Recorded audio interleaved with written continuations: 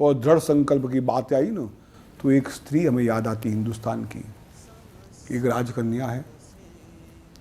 ये बात कई बार कह चुका हूँ मैं, फिर मुझे मज़ा आती, बहुत अच्छी बात है ये, बहुत मन की शक्ति की वो ज़बरदस्त बात है ये, बड़ी सुंदर है। शादी नहीं हो रही है, एकमात्र कन्या है। माता पिता के लिए बड़ा प्रश्न होता है बेटी की शादी करना। कन्या विवाह योग्य हो गई है। एक दिन पिता ने कहा, बेटा एक काम करो, मैंने बहुत वर देखे, पसंद नहीं आए मुझे कोई, आप खुद रथ ले जाओ, पैसा लो, मंत्रियों को साथ में लो और वर ढूंढने के लिए जाओ, जो पसंद आए उसको मैं हाँ बोल दूंगा। मैं आपको जानता हूँ, आप समझदार हैं, अच्छा वर ढूंढ के आओ, क्योंकि आपकी उम्र हो गई है। कन्या जाती है, एक वन में से जा रही थी, वहाँ एक सुंदर युवक दिखा उसको, बड़ा पसंद आया, पूछा आप कौन हैं? बोले राजपुत्र था।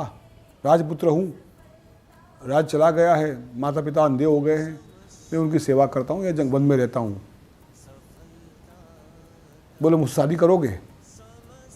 बोले आपको यहाँ वन में रहना पड़ेगा, मेरे माँ बाप को छोड़ के नहीं आऊँगा, आपको यहाँ रहना पड़ेगा। बोले मैं तैयार हूँ, आप मुझे पसंद आ गए। ठीक है, पिता के पास वापस आए, पूरा इतिहास जान के, बायोडाटा लेके, कौन है, क्या है, कैसा है।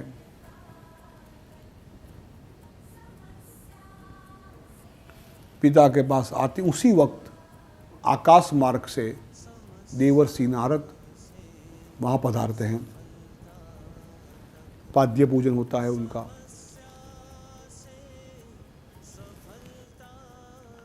कन्या को देखा, नारद जी ने कहा कि राजन कन्या विवाह योग्य हो गई है, कन्या का विवाह करो।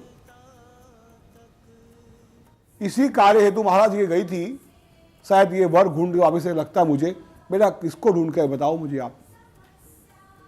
बोले पिताजी वन से जा रही थी, राजपुत्र था, पसंद आ गया मुझे, अपने वंश का ही है, मुझे उससे शादी करनी है। राजा ने नारद से पूछा, देखो भाई ये वर कैसा है, लड़का कैसा है, देख तो लो। नारद जी तो बड़े ब्रह्मज्ञानी थे, 2 मिनट आंख बंद कर दी। लड़का बहुत अच्छा है, सुशील है, सत्यवादी है, गुणी है, लेकिन सोने की थाली में लोहे की मेख। बोले क्या मेख है? बोले लड़का 1 साल के बाद, आज से बराबर 1 साल के बाद लड़का का देहांत तय हो चुका है, मर जाएगा। अब कौन पिता अपनी बेटी की शादी ऐसे व्यक्ति से करवाएगा जो 1 साल के बाद मर जाने वाला है? शादी नहीं करनी बेटा, दूसरा बार ढूंढो। पिताजी शादी तो उससे करूंगी, जो होना हो देखा जाएगा। बहुत समझाया, नहीं मानी।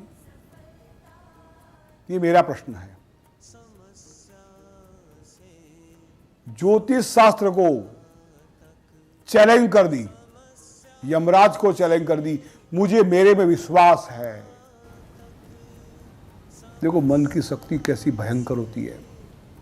एक स्त्री जिसको अबला कहते हैं, लेकिन भारतीय संस्कृति में स्त्री को शक्ति कहा गया है। एक शक्ति होती है, बिना शक्ति से कोई काम नहीं चलता। ठीक है बेटा, तुम्हारी मर्जी, बाल हट, राज हट, स्त्री हट के सामने चढ़ता नहीं है। शादी करवा ली। वो एक एक दिन गिनती है, आज का दिन गया, कल का दिन गया, परसों का दिन गया। नारद जी के सब तो विश्वास था, उन्होंने कहा है 365वें दिन में मर जाएगा तो मर जाएगा, ये तय था।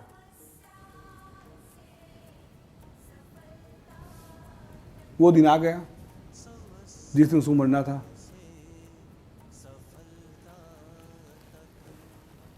प्रातः काल समय हुआ, लड़का उठता है और कहता है अपनी पत्नी को, मैं वन में जा रहा हूँ, लकड़ियाँ काट के लाता हूँ। बोले मैं भी चलूँगी आपके साथ।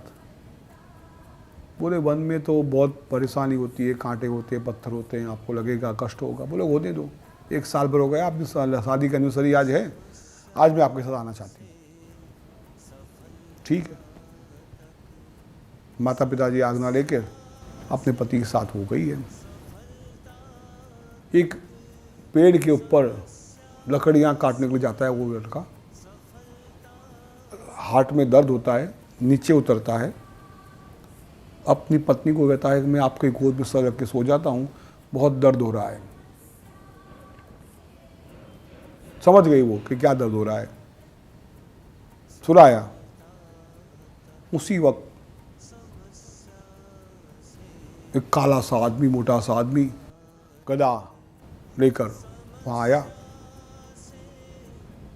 युवक के हृदय पे हाथ रखा, अंगुष्ठ मात्र के पुरुष को बाहर निकाला और वाहन के दक्षिण की ओर जाने लगा।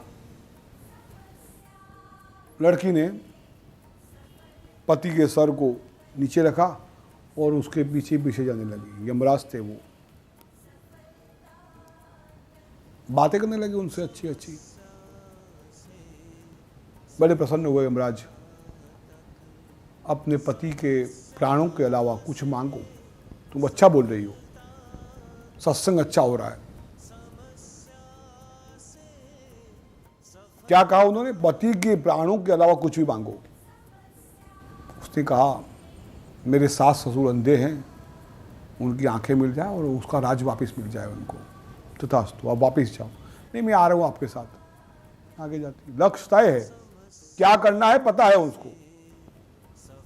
फिर अच्छी अच्छी बातें करने लगी। तो कहता है यमराज, प्रसन्न हुआ हूं तुमसे, पति के प्राणों के अलावा और कुछ मांगो।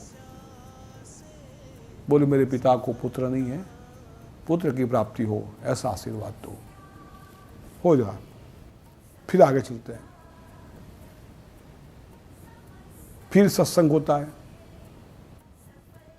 फिर यमराज प्रसन्न होते हैं, पति के प्राणों के अलावा कुछ मांगो।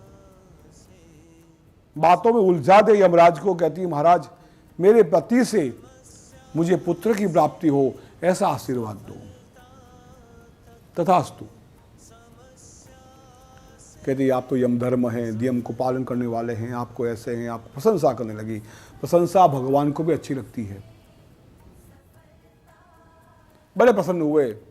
बेटा आप बहुत दूर तक आ चुके, वापिस जाओ, कोई वरदान एक और मान लो। महाराज वही वरदान मांग रही हूं जो आपका वचन सत्य हो। आपका वचन सत्य हो। और मेरा वचन कौन सा असत्य हुआ है? अरे महाराज अभी आपने वरदान दिया मुझे मेरे पति के साथ रहने से पुत्र होगा, पति के द्वारा पुत्र होगा, और मेरे पति को तो आप ले जा रहे हो, तो वचन सत्य कैसे होगा? यम धर्म फंस गए यहां पर। क्या करें? ठीक है बेटा, तू जीत गई, मैं हार गया, तेरे मन की शक्ति ने मुझे हरा दिया। अपने पति को जीवित करके वापस लगी। सावित्री नाम था उसका। हमारे हिंदुस्तान में सावित्री का नाम से दुनिया चलती है। सत्यवान सावित्री कथा आती है। ये कपोल कल्पित कथा नहीं है, वार्ता स्टोरी नहीं है, ये सत्य हकीकत है कि मन की शक्ति मरे हुए व्यक्ति को भी जिंदा कर सकती है। मृत्युंजय मंत्र जो हमारा है, मुझे याद है बहुत साल पहले एक व्यक्ति को ब्लड कैंसर हो गया था। 30-35 साल की उम्र थी उसकी। घर वाले मेरे पास आए, गुरुजी उसके लिए कोई उपाय करो, आप बचा सकते हो। तो डॉक्टर ने कह दिया 6 महीने मर जाएगा वो। हमने कहा हमारे पास तो वक्त नहीं है, आप कोई अच्छा ब्राह्मण आपके गांव में कोई रहता हो को बताओ, मुझे उसको उपाय बताओ। मुझे जो करना हो मैं करूँगा। वो ब्राह्मण को बुलाओ।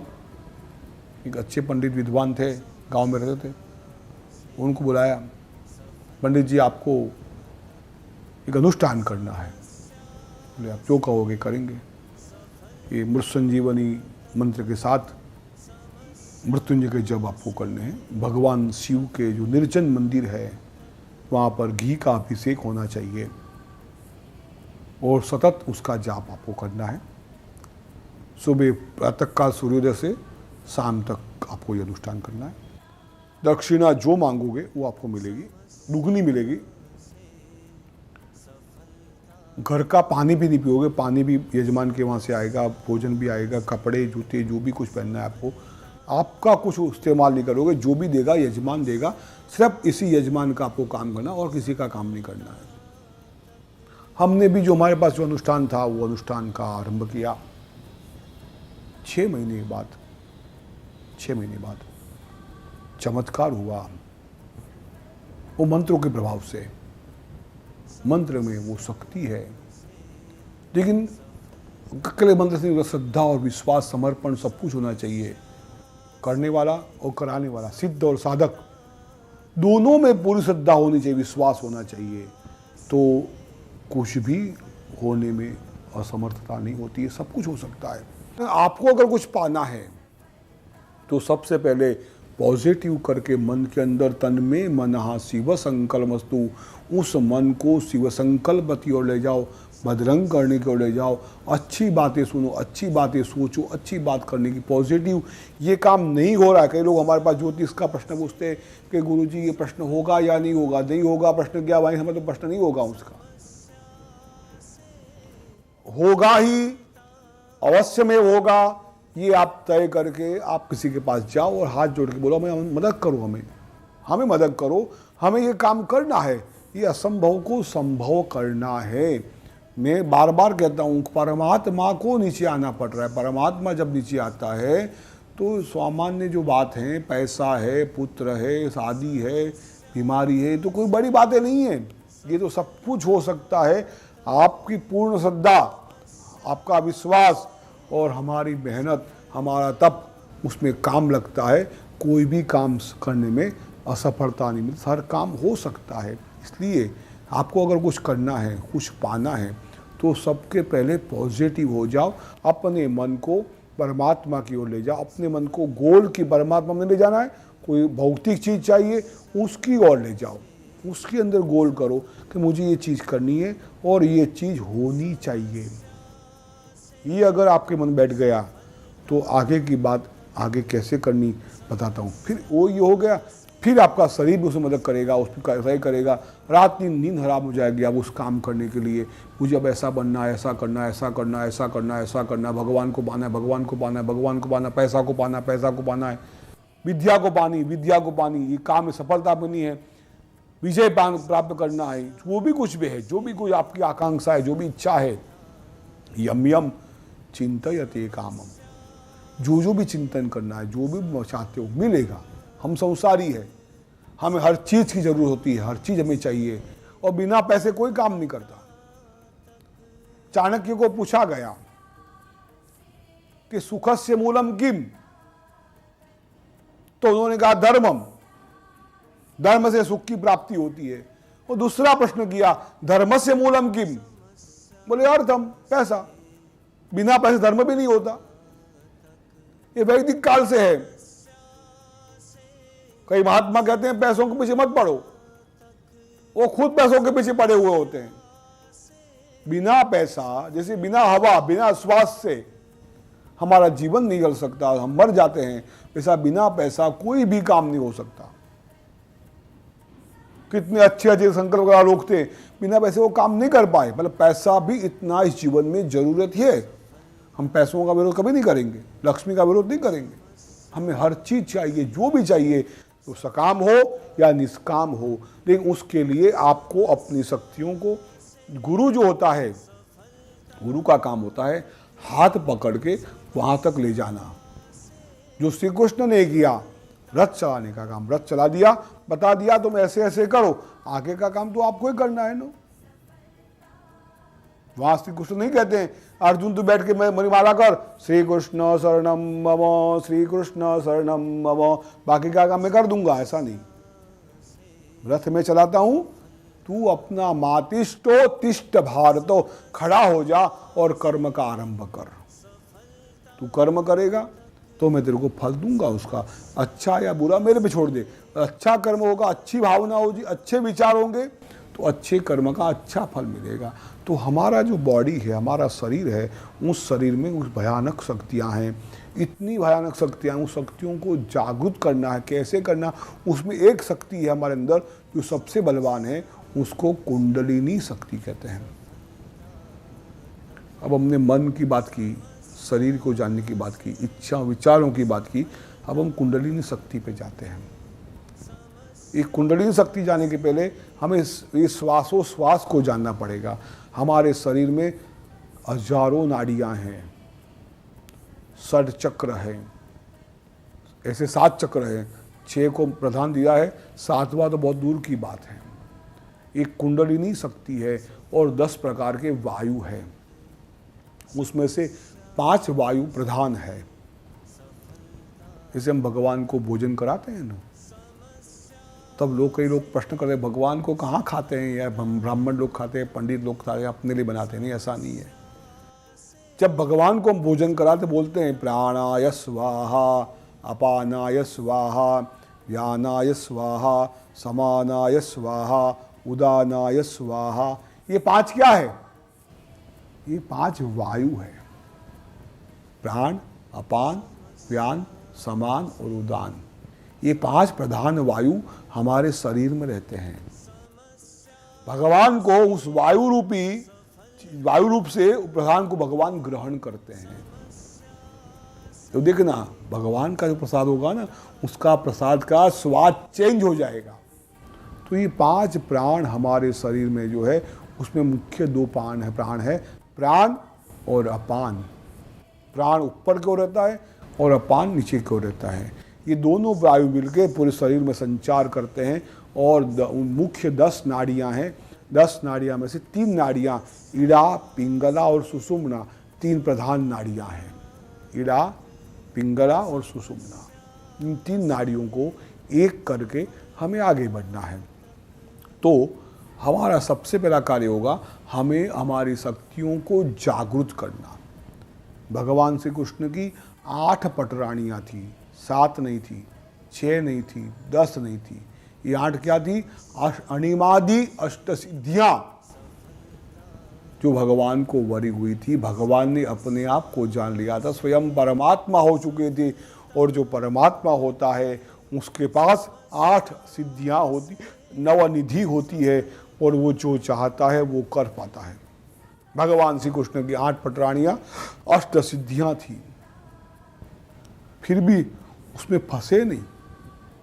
हमें भी उसमें फंसना नहीं, आगे जाना है और आगे जाना है।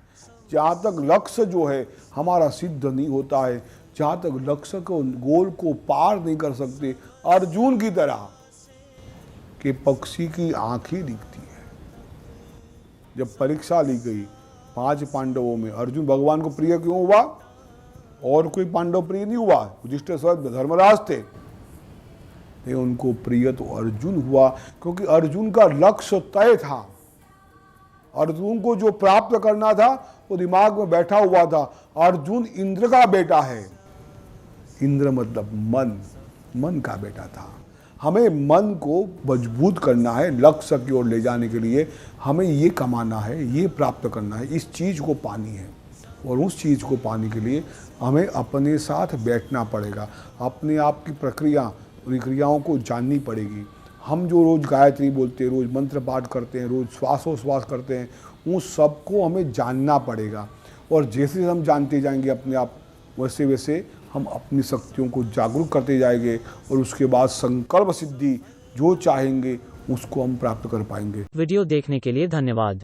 हमारे वीडियो को लाइक और शेयर करें और हमारे YouTube चैनल को सब्सक्राइब करें। गुरुजी से नियमित ज्ञान प्राप्त करने के लिए सोशल मीडिया पर हमें फॉलो करें।